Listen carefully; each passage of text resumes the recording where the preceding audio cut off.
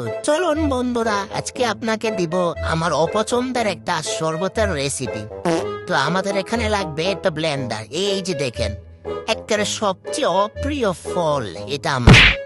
যাই হোক, বানাতে তো হবে, ইফতারিতে খাবে তো, তাই এই জায়গা হচ্ছে না, তাই আমি বাইরে বুড়িয়ে জায়গা করে নিলাম। এই যে দেখেন মিঠাই, আরে গুড়, আরে তুই এত কাইল্লা কেন রে গুড়?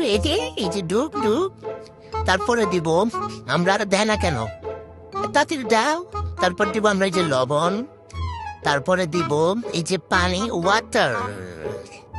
তারপর আমরা এটাকে ব্লেন্ড করে নিব। আরে কি নাচানাচি করে, এটা তো একেবারে অপ্রিয় একটা জুস আমার। এই যে দেখেন ফাইনাল লুক, মোটেও ভালো হয় নাই। এই যে দেখেন,